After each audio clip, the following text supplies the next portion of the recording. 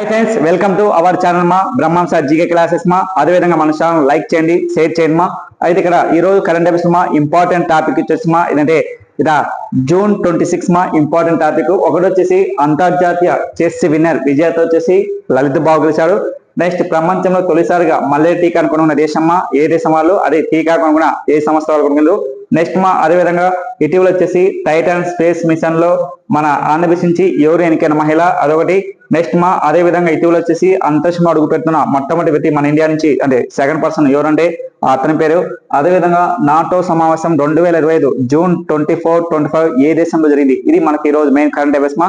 అదేవిధంగా ఇక్కడ అంతర్జాతీయ చెస్ టోర్నమెంట్ విజేతగా ద 2025 విన్నర్ వచ్చేసి మా 2025 విన్నర్ వచ్చేసి అంటే లలిత్ బాబు గెలిచాడు.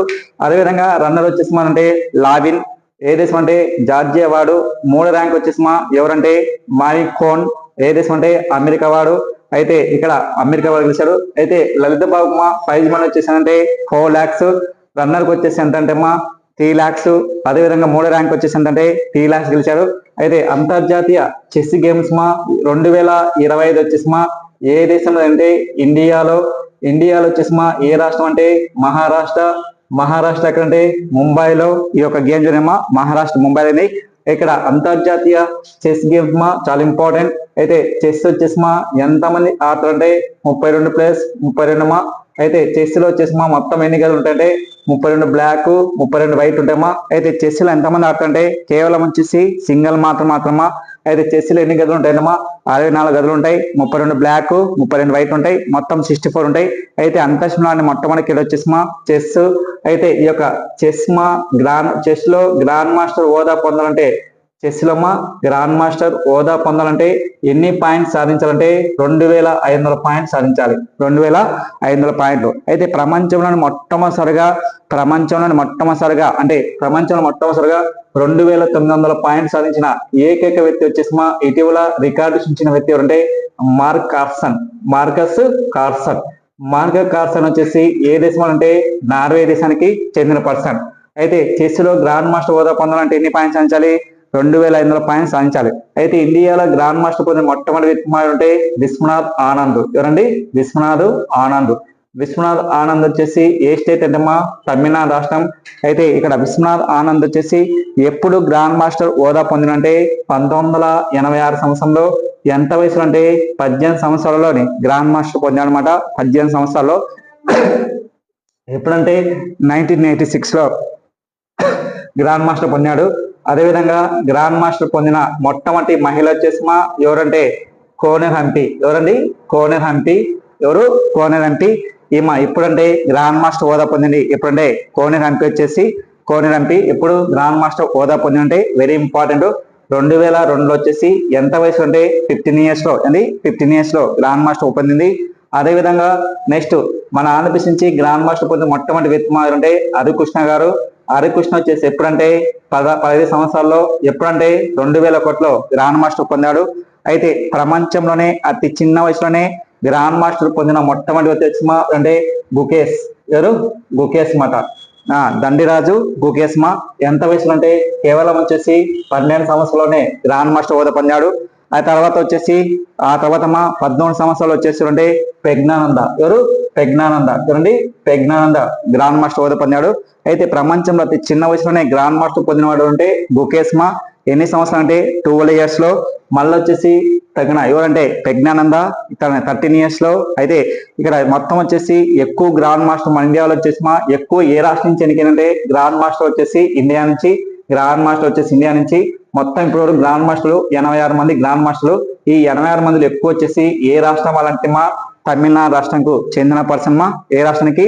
తమిళనాడు రాష్ట్రానికి చెందిన పర్సన్ గుర్తుపెట్టుకోండి. ఎక్కువ తమిళనాడు రాష్ట్రం వాళ్ళు ఈ యొక్క గ్రాండ్ మాస్టర్ పొందారు. అయితే చెస్ మా ఏ దేశం యొక్క నేషన్ అంటే చెస్ వచ్చేసి మా ఏ దేశం అంటే రష్యా దేశానికి చెందిన పర్సన్ మా. చెస్ మా ఏ దేశం అంటే రష్యా దేశానికి చెందిన పర్సన్. అదేవిధంగా లాస్ట్ టైం మా 2024 ప్రపంచ చెస్ గేమ్స్ మా ఎక్కడైనంటే హంగేరీలో జరిగినాయి. అయితే దీంతో విన్నర్ వచ్చేసి మా ఎవరంటే గుకేష్ గెలిచాడు. విన్నర్ గుకేష్. అదేవిధంగా ఈ యొక్క ప్రపంచ చెస్ గ్రాండ్ మాస్టర్ గా అతి చిన్న వయసులో ప్లస్ అదేవిధంగా ప్రపంచ చెస్ విషయంలో కేవలం 18 సంవత్సరాలనే ప్రపంచంలోనే మొట్టమొదటిసారిగా అతి చిన్న వయసులోనే ప్రపంచ కప్ చెస్ విజేత కలిసిన అంటే గుకేష్. Very important. ఇతను ఏ రాష్ట్రం అంటే తమిళనాడు రాష్ట్రానికి చెందిన పర్సన్ దొండరాజు గుకేష్. అదేవిధంగా తమిళనాడు ప్రభుత్వం వచ్చేసి స్టాలిన్ చేత 5 కోట్ల రూపాయలు డబ్బులు ఇచ్చారన్నమాట. అదేవిధంగా వచ్చేసి ఇతనికి ప్రైజ్ మనీ మొత్తం ఎంతంటే 11 కోట్ల పైన ఈ యొక్క చెస్ వాళ్ళు గెలిచినందుకు విజేతకు 11 లక్షలు ప్రైజ్ మనీ కూడా ప్రకటించారు. మనకి ఎగ్జామ్ అవుతున్నమాట. అదేవిధంగా ఇక్కడ మనకి ఎక్కువ సార్లు ఉంటుందమ్మా చెస్ ఏ దేశం వేసిన ఇక్కడ ఏ దేశం అంటే రష్యా గుర్తుపెట్టుకొని. అదేవిధంగా ప్రపంచంలోనే 5 సార్లు చెస్ విన్నర్ గా ఎవరు గెలిచింటే విశ్వనాథ్ ఆనంద్ తో పాటు ఎవరంటే మార్కస్ కార్సన్ వీళ్ళిద్దరు గెలిచారన్నమాట. 5 సార్లు సరసరగా అంటే సమానం గెలిచాడు, అది గుర్తుపెట్టుకుని. అయితే ప్రపంచంలో మొట్టమొదటి చెస్ విజేతగా మన ఇండియా నుంచి మహిళలో ఎవరు గెలిచింటే కోని రంపి ఒక్కసారి గెలిచింది. లాస్ట్ 2024లో గెలిచింది, 2023లో గెలిచింది అన్నమాట. ఏమంటే ఇది ప్రముఖ మహిళ వచ్చేసిమా ఏమంటే కోని రంపి. అయితే కోని రంపి వచ్చేసిమా దేనికి బ్రాండ్ అంబాసిడర్ గా ఎన్నికైందంటే ఆంధ్రప్రదేశ్ మా ఏదనుకంటే బేటి పచ్చావో బేటి పడవకు బ్రాండ్ అంబాసిడర్ గా ఎన్నుకోవడం జరిగిందన్నమాట. అది గుర్తుపెట్టుకోవాలి.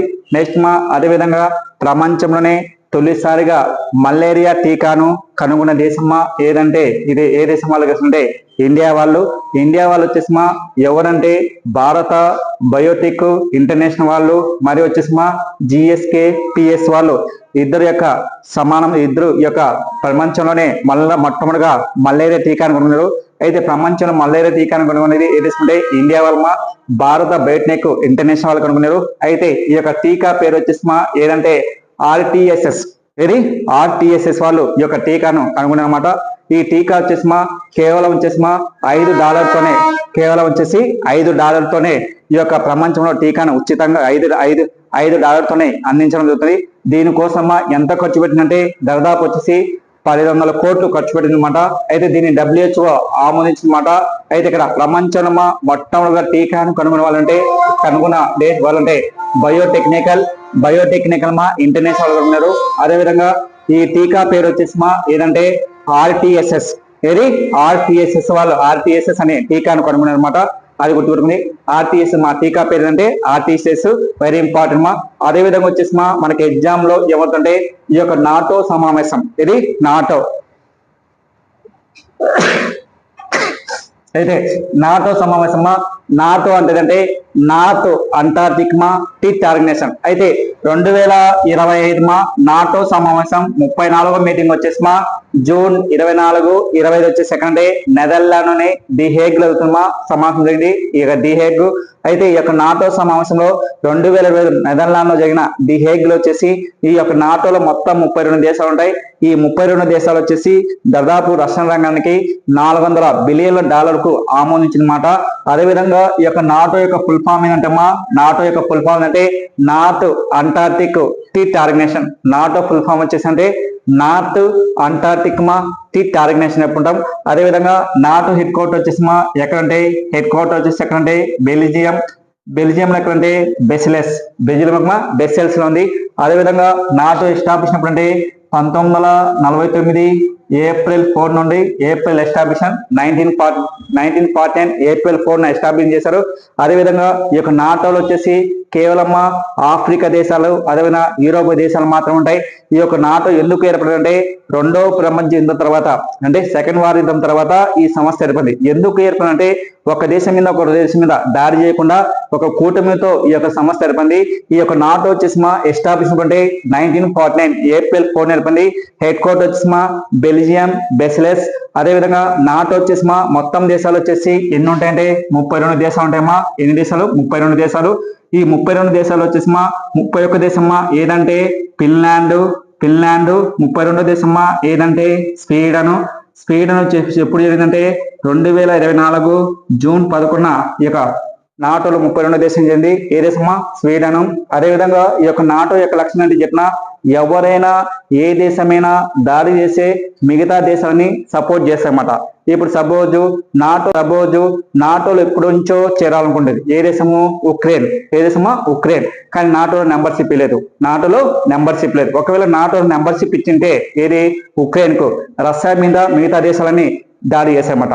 అందుకే మెయిన్ యొక్క రష్యాకు ఉక్రెయిన్ దేశానికి మెయిన్ యుద్ధం కారణం వచ్చేసి ఏంటంటే ఉక్రెయిన్ దేశము నాటోలో చేరాలి అనుకున్నప్పుడు ఎమ్మటే రష్యా అధ్యక్షుడు వచ్చేసి వ్లాదిమిర్ పుతిన్ దాడి చేయడం జరిగింది. కానీ ఈసారి మాత్రం ఒక లక్ష్యం పెట్టినది, ఎవరైనా ఈ 32 దేశాల మీద ఎవరైనా దాడి చేస్తే మిగతా దేశాలని సపోర్ట్ చేయాలి. ఆ దేశం మీద దాడి చేసామట.